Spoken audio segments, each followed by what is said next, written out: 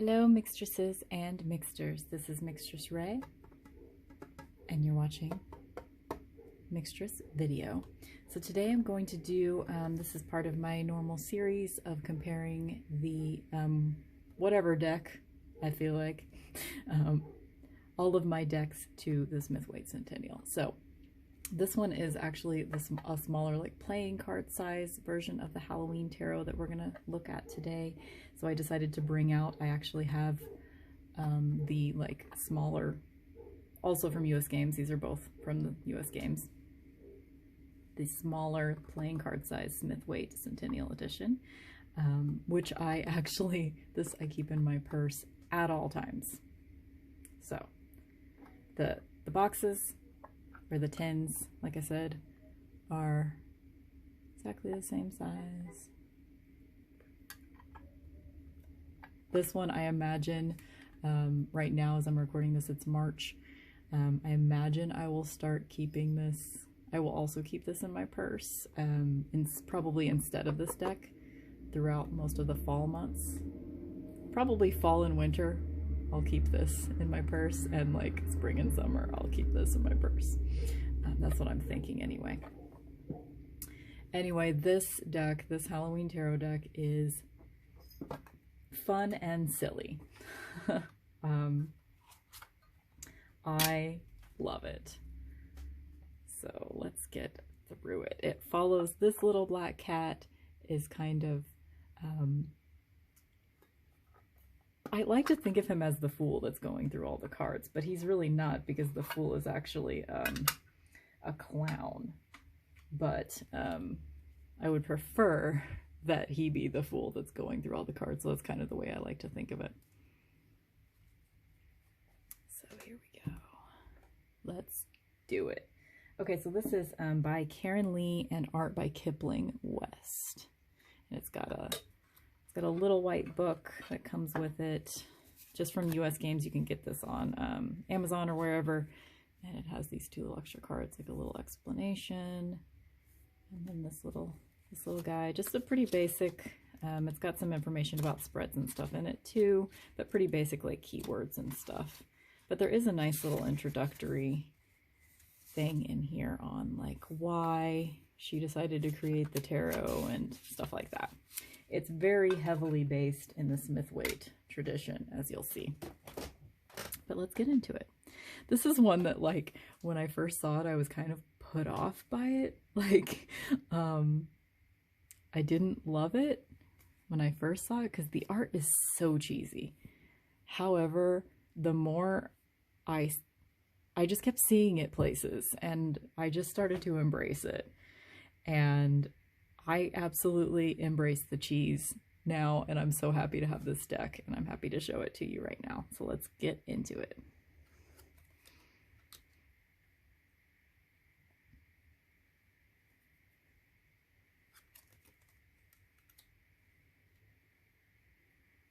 I love these little baby decks in a tin are just, I mean, obviously, they are just perfect. Perfect for taking with you places. My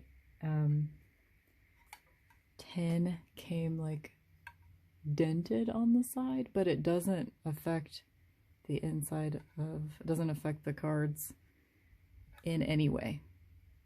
So I just like, okay, whatever, that's fine.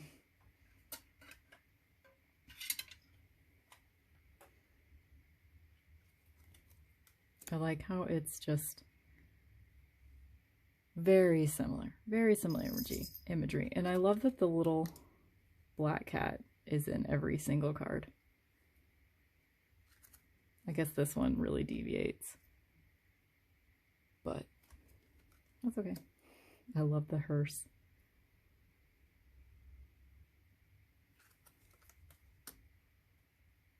This one kind of makes me sad. I don't know, this lion looks very unhappy, and the like circus connotations here, this one kind of makes me sad.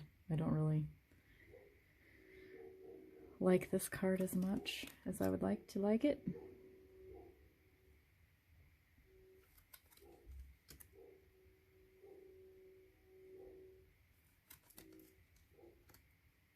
obviously this deck is not going to expect you to take it too seriously.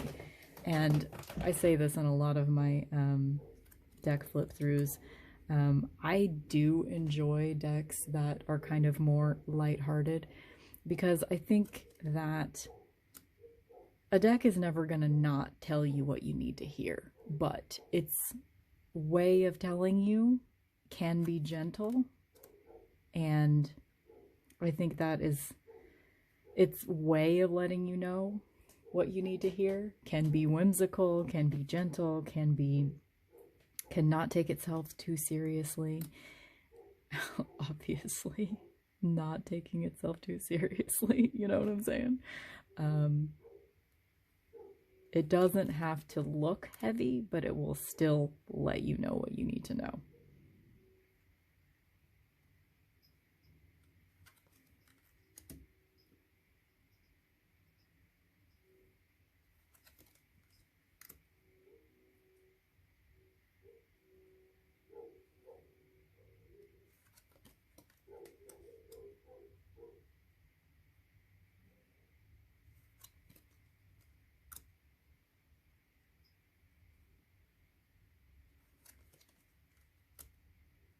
Love this world card.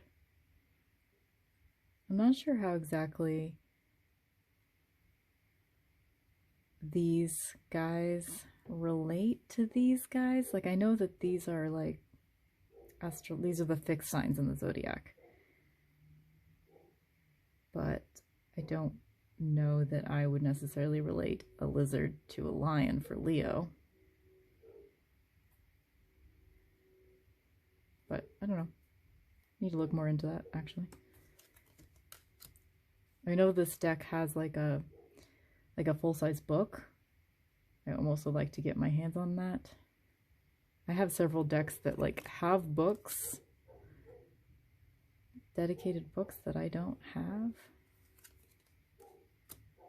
I'm going to do a project pretty soon. As soon as I'm done with my daily card study, as soon as I've gone through each card, every night I have a ritual where I pull out, I pick a card of the day for the following day, and then I pull out that card from each of my decks, which is quite a process since I have 11 decks. It takes me like a good 20 to 30 minutes just to get all the cards out and get them on my altar and everything.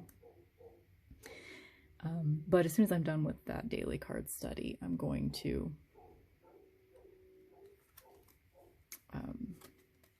I think I'm going to do something where I force myself to only use one deck per week, or one deck per month, or one deck for 2 weeks, something like that, so I can really get to know each of my decks individually better.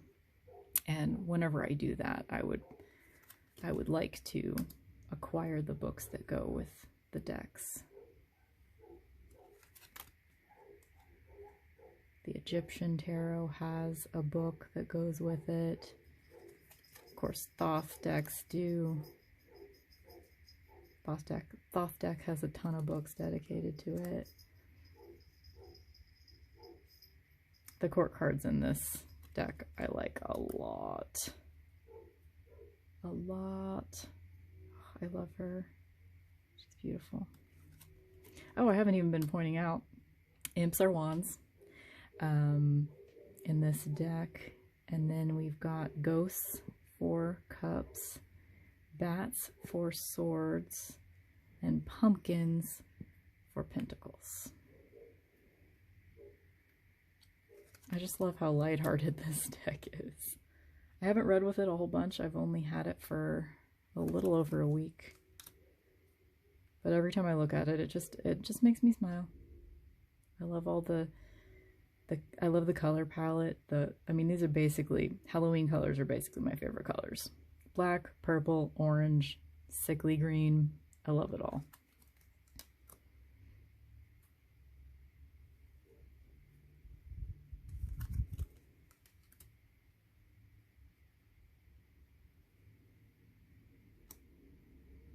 Interesting to look at the four of cups, 4 of ghosts, as being sort of like an indolent child crossing his arms, refusing the love and the joy and the party atmosphere being offered to him.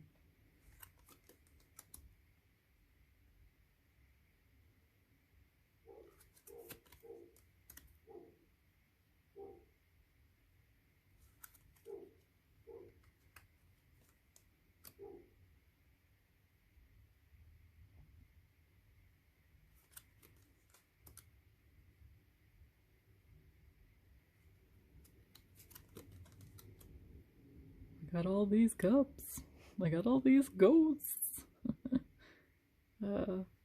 This deck is just so fun. Like, I literally went from like thinking that it was cheesy and dumb to like now every time I look at it, I love it more. I'd love to have that outfit, man.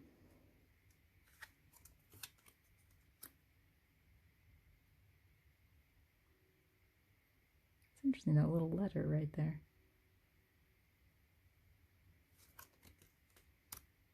Wonder what that's about.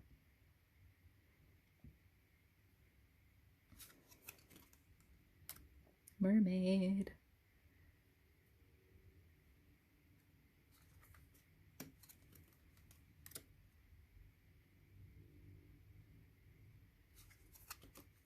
I love it. Oh my god. And it really just like sucks the, you know, a lot of swords cards are difficult cards. So having them be cute little bats kind of like takes the wind out of that sort of sadness and strife and conflict.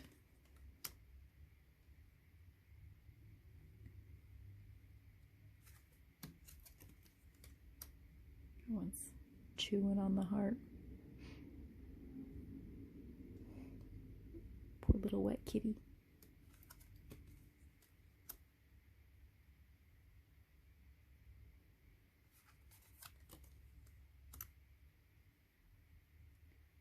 Through shrewd dealings, he was somehow able to acquire all the candy.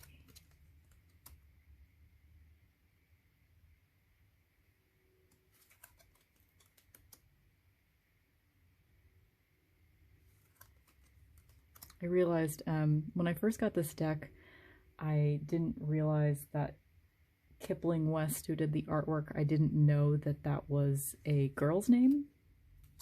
And I thought that this was my very first deck that is illustrated by a man, but Kipling West is actually a woman. So I don't own any decks that whose artwork is done by a man. Which for me personally, that is something that I like, something that I think is important for me. That said, I wouldn't be against it. If I, you know, fell in love with a deck, I'm not going to not buy it because a man drew it. That's not, you know, gender is a construct. I'm not going to be like that. But I'm just, it's kind of exciting to me that all 11 of my tarot decks are illustrated by women. And I think that's, I mean, I know a lot of them were like illustrated by women under the direction of some dude from the Order of the Golden Dawn or whatever the fuck, but like, does she have a necklace? Oh, it's just like a little pumpkin brooch holding her cape together. Love this. King of Bats. This is possibly my favorite King of Swords card. I like his bats on his cape. And he looks less severe. Like, this guy looks so unhappy, doesn't he? So unhappy. Love that. Love that so much. The lilies, the purple hand. The candy. Love this too. Wow. I'm not super into like the sort of like court jester type imagery, but here it's done in a way, I mean, she just like looks like Harley Quinn to me, you know? And if it's court jester in the Harley Quinn sense, I'm good with that. Good with that. This deck is so much fun. this is the last one of these. I'm doing a batch recording today of a bunch of these decks. And this is the one that just happened to be the last one that I'm recording. And it's just so fun to end. I'm enjoying the fact that I'm ending on just a really whimsical, fun note here.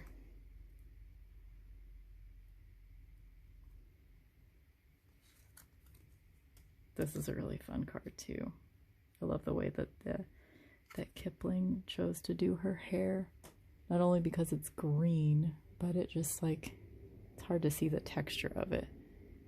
But it's just a really nice texture, her hair. It looks kind of like moss.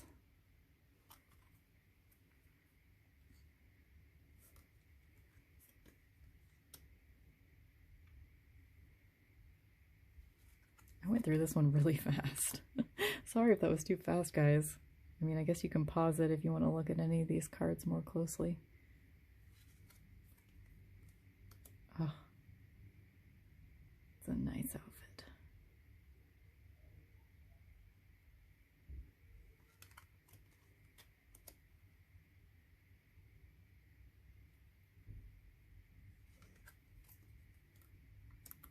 Wednesday Addams vibes on the page of pumpkins. I like that she has books.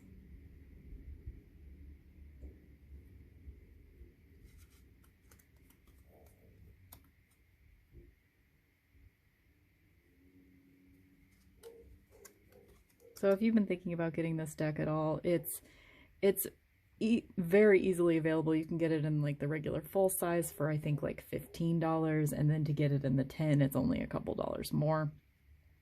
Probably just because, you know, the 10, even though it's a smaller deck, it did cost me a couple dollars more than the full size would have, but I decided to get it in the small size because it's close enough to the imagery of the Smith Waite that it's very easy to read with. So I know I will want it to be my purse deck whenever the cooler months roll back around again. Okay. The cardstock is, I guess I didn't really talk about that. It's fine. I mean, it's US Games cardstock. It's a little, I feel like it's a little thinner than the Centennial. But it's totally easy to shuffle with. It's going to be completely fine. I haven't yet. I think I'm going to edge it either with purple or black. I haven't decided. And I haven't done it yet because sometimes when you edge, when there's borders on the back of cards, I hate when there's borders on the back of the cards. Like, why? But, I mean, I understand printing-wise why, but anyway, I'm afraid it's going to bleed through. In fact, I tested one of the extra cards with purple. It's hard to see, but it bled really badly. So I'm not sure. I mean, it probably doesn't really matter if it bleeds over a little bit because there's borders on the fronts and the back, so it's not going to bleed onto the image. It's not going to go that far. So probably should have done that before I showed it to you guys so you guys could see it. But this is what it looks like straight out of the box. Just regular white edges. All right, let's pick a card. Let's actually shuffle this one regular style. Regular style. That's the scientific term, right?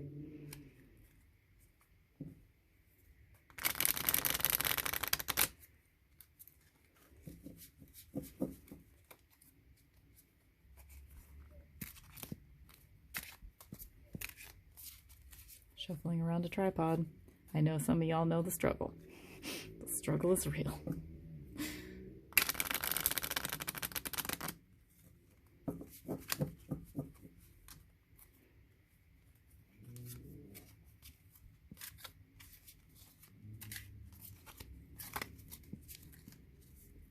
Just had a realization. Hermit's Cave. He may never be able to watch my videos because of my moth tattoo. He has a problem with moths. Oh, I would love to be friends with him. He seems like such a nice, awesome, nurturing dude, and I hate to think that he couldn't even look at my videos because of my moth tattoo. It's like my favorite tattoo and I love it so much. It's sad. It's sad that someone could have a problem with moths, but I get it. I have a problem with monkeys. Like, I cannot look at monkeys. I just can't.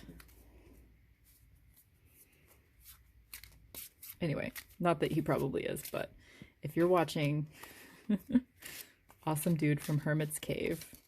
I know I've heard your name before, but I can't remember it off the top of my head. I'm sorry you had to look at my moth tattoo, but I think you're awesome and I love your videos so much. Okay. All right, we're just gonna pull from the top. The tower, oh God. Obviously the tower doesn't have to be awful, but let's pull another one. Tower and the Magician and Ace of Bats. How about that? Got a range. So I hope you guys are having a great week and we'll continue to have a great week, weekend, summer, winter, whatever. I don't know what time, when I'm going to be able to put this particular video up. So I hope that whatever time of your life, whatever time of 2019 you find yourself in at the moment, I hope it's awesome for you, and I hope everything is going well. I hope everything is much more Magician than Tower. Much more Ace of Bats. Anyway, I will see you guys next time. Bye!